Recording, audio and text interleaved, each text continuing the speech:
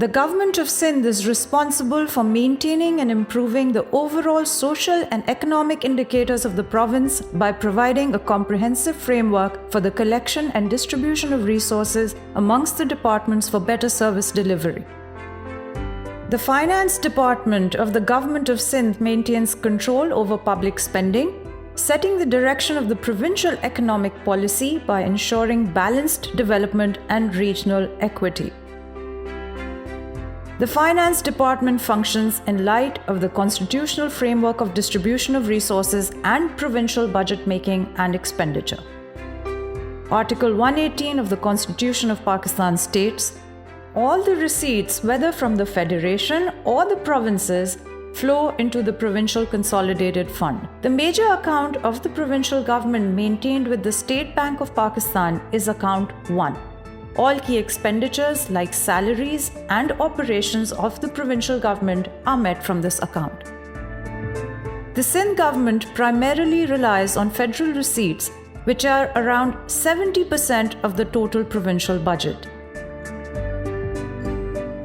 Revenues collected by the federal government are distributed under Article 160 of the Constitution, which provides a formula under the National Finance Commission for the distribution of resources between the Federation and the provinces.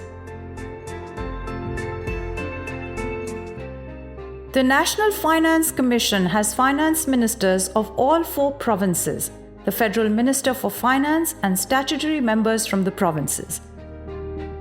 Under Article 160, funds to all 4 provinces are distributed through the Federal Divisible Pool. The federal government receives funds from various sources like income tax, sales tax, and customs duties. Through the Federal Divisible Pool, the federal government keeps 42.5% of the total collections, and the remaining 57.5% is distributed amongst all 4 provinces. The 4-point criteria to determine the amount of funds for each province includes population of province 82%, ratio of poverty 10.3%, revenue collection 5%, inverse population density 2.7%. As a result, the Sindh government receives 24.55% of the amount distributed amongst the provinces. In financial year 2019-2020, 835.4 billion rupees were required to be transferred to the Sindh government through the Federal Divisible Pool. However, the amount received was 629.4 billion rupees, 25% less than the determined amount. Because of COVID-19, FBR collected less than the projected receipts, particularly after March 2020. The estimated share for Sindh for the financial year 2020-21 is 760 billion. In 2010, after an amendment to the Constitution, the provinces were empowered to collect sales tax on services. In the following year, the Sindh Revenue Board successfully collected 16.6 billion rupee. Post-18th Amendment, the Sindh Revenue Board has continued to progress, collecting sales tax on services amounting to 99.8 billion in financial year 2019-20. The target for financial year 2020-21 is set at 125 billion rupees. Besides Sindh Revenue Board, excise and taxation is also a prominent contributor. Its major sources of collection are Sindh Infrastructure Development Cess, property tax, and motor vehicle tax. The Department of Excise and Taxation collected 68.6 billion rupees in 2019-20, and the target for financial year 2020-21 is 88 billion rupees. Another main contributor is the Board of Revenue. Its sources are stamp duty, registration fee, and agricultural income tax. In 2019-20, the Board of Revenue collected 13.6 billion rupees and set a target of 34 billion rupees for financial year 2020-21. Subsequent to the 18th Amendment, the provinces receive a greater share from the federal divisible pool, increasing the resources as well as the responsibility of the provincial government for service delivery. Around 75% of the total budget is spent on the non-developmental sector, including salaries and pensions of government employees and operational expenses of government offices and buildings. Several grants are also made to the health sector. The philosophy of SIUT is based on the premise that every human being, irrespective of caste, color, creed, or religious belief, has got a right to access healthcare free with dignity. Government of Sindh was the first to support us till health. The role which Government of Sindh has played is exemplary. Since the outbreak of COVID-19 pandemic, the world has experienced significant changes, shifting its priorities and strategies. COVID-19 has brought drastic effects on not just human life, but also the economy, causing loss of lives and livelihood. Making health a global concern, the pandemic has deeply impacted our lives. Last year, the Chief Minister Sindh constituted a special task force comprising of government functionaries and private sector experts, ensuring the implementation of swift preventive measures to combat the pandemic. The Sindh government responded promptly, focusing on lockdowns, social distancing campaigns, health facilities with free testing, establishment of quarantine facilities and intensive care units, and extending support to frontline workers.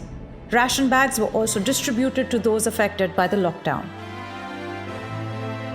To fight against COVID-19, a self-generated Corona Emergency Fund of 3.7 billion rupees was established, with generous contributions from government employees, private sector organizations, and various individuals. 9 billion rupees has also been utilized from the regular budget side from financial year 2019-20 and 2021, helping the Sindh government to conduct around 3.3 million tests, providing adequate PPEs to frontline workers, establishing tertiary care hospitalization facilities with 664 ICU beds along with ventilators, 1,872 high dependency unit beds, and 1,374 low-flow oxygenated beds. Furthermore, around 4,000 ad hoc frontline medical and support staff were employed to fight against the pandemic. The government of Sindh established a special 200-bed infectious diseases hospital in Karachi within just 3 months at a cost of 2 billion rupees. Moreover, 18.35 billion rupees was allocated in 2020-21 for health risk allowance to frontline workforce. The government of Sindh embarked on a large-scale vaccination drive, starting from healthcare professionals and old age citizens and expanding to include the general public. On 9th May 2021, the Sindh government commenced operations at the 24-hour mega vaccination center at Expo Karachi. Even with limited resources, the government of Sindh effectively managed the COVID crisis and remains committed to saving countless precious lives. It is estimated that in financial year 2020-21, an amount of 155 billion will be spent on various development projects. The development portfolio was greatly reduced in the year 2019-20 to divert funds towards health facilities, and I'm glad to let you know that we've increased our health facilities in a manner that to date they have not been strained because of the increased number of cases of COVID. In 2022, we are allocating a total of 222.5 billion in the provincial ADP, rupees 30 billion for district ADP. The total development portfolio for next year, that is 2021-22, is pitched at rupees 326 billion. Government of Sindh is fully cognizant of the development needs of the province and is pursuing holistic strategies in various socio-economic sectors to invest in human capital for balanced and inclusive growth. Health and education stand at the center of this development. A number of projects have successfully been completed. A cluster-based consolidation approach is followed to choose primary, elementary, and secondary schools to maximize enrollment and retention. In this approach, a special focus is on improving girls' education. It is an established fact that disease burden is being shifted from communicable to non-communicable diseases, and Sindh is no exception here. This is the reason the government has invested heavily to strengthen tertiary and specialized healthcare institutions. Institutes like NICVD have 9 satellite centers, 21 chest pain clinics, and in 2020 treated more than 2.3 million patients for various heart ailments completely free of cost. River Indus is the lifeline of the province, and barrages and major canals on the Indus require major infrastructure investment for extending their useful lives. Water and agriculture, the 2 critical parameters in defining the government's strategic approach. The strategy includes major improvement in Guddu and Sakkar barrages. In last 3 years, till 2020, roads of more than 3,300 kilometers have been built at various levels in the southern districts of Sindh, and more than 2,400 kilometers have been built in the northern districts of Sindh. Through Sindh Provincial Roads Improvement Project, the government of Sindh carried out major rehabilitation of 9 roads spanning over more than 400 kilometers, thus paving the way for improved and sustainable connectivity for the people of Sindh. Poverty in Pakistan is chronic and widespread, and Sindh is no exception. So what the Sindh government has done is adopted poverty reduction strategy as official policy, cabinet approved. What we do is that we consolidate government resources and also to ensure that site, a village, a town becomes a growth center for the area. The Chief Minister has identified Sujawal to carry out this pilot project as an experiment, and within Sujawal we have identified Chuhar Jamali for development as a growth center. Karachi, the most populous city of Pakistan, is the financial, commercial and industrial hub of the country. However, the livability of this metropolis remains far from ideal. Addressing challenges confronting Karachi's livability, the Sindh government has made a comprehensive plan to invest in municipal services, solid waste management, urban transport, urban spaces, district performance and revenue generation. The government has also initiated the Karachi Water and Sanitation Services Improvement Plan, a reform-led plan to transform Karachi Water and Sewerage Board into a professional and viable utility organization.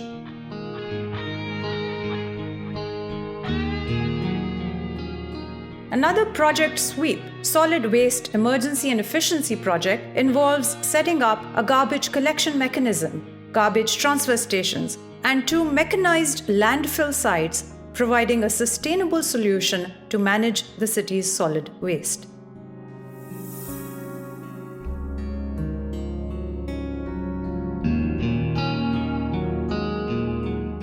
Owing to catastrophic rains during monsoon 2020 and the resulting severe flooding, it was decided to improve the storm water channels in Karachi.